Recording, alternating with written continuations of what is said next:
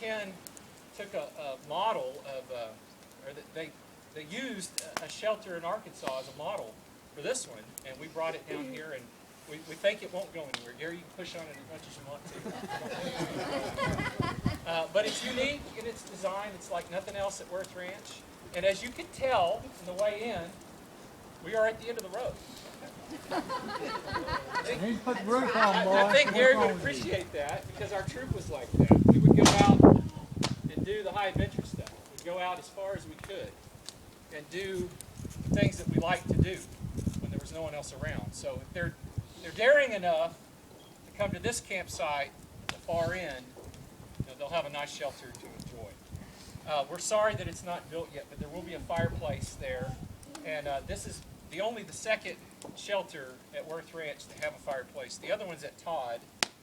Todd happened to be the place where our troop camped in 1985, which many of you were in the troop then.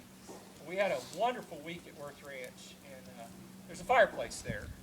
And we didn't use it, obviously, in the heat of June or July or whatever it was, but if we would have come in this time of year, we would have had a nice roaring fire in there.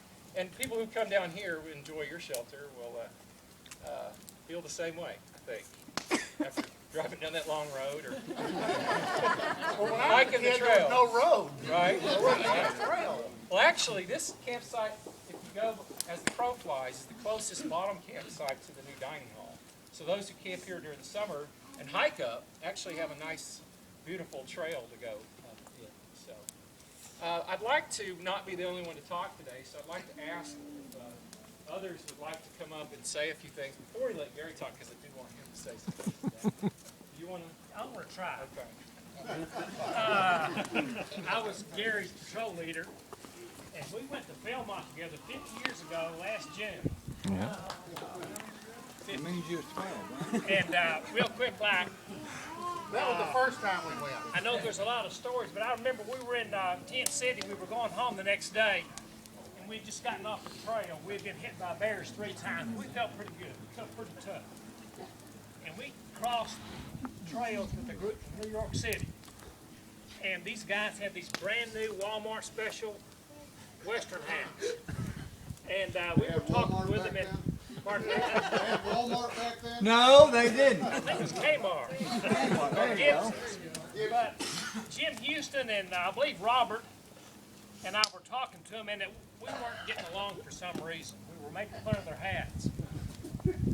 From out of nowhere comes Gary. And his hands have always been big. And he grabs one of them hats and just crushes it right there. And Robert and Jim and I are standing there, and we're at number like 5-1. So we take off running, and I don't know where Gary goes. I don't know where the hat went. But we stayed hid in those tents for about an hour. You know, long enough for those guys from New York City to get on the trail. It's been a lot of fun. Gary, congratulations. Thank you.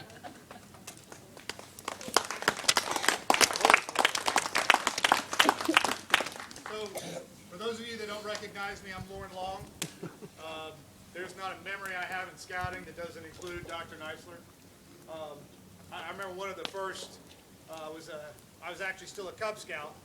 We went to one of the district camporees, and Rob and I made the circle of every campfire that night and had cobbler from every troop we possibly could.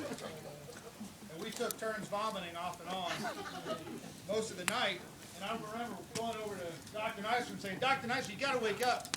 Rob's really sick. I said, what's he doing? Well, he's throwing up. You can imagine this. Well, of course he is. You got to come take care of him. And his answer back was, if you're so worried about him, you go take care of him.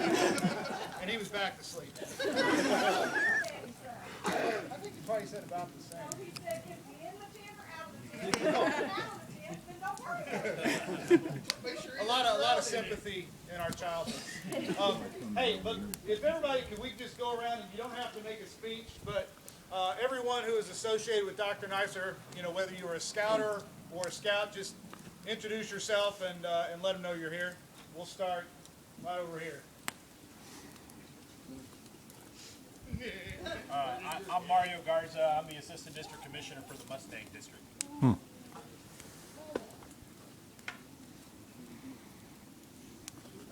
Ken Wardle. That's the truth. I'm Shannon Sproles, Neisler. So this is my husband Steve, and my daughter's a Girl Scout. She's a cadet, and my son is Louisa Loves Shane. Robert Neisler.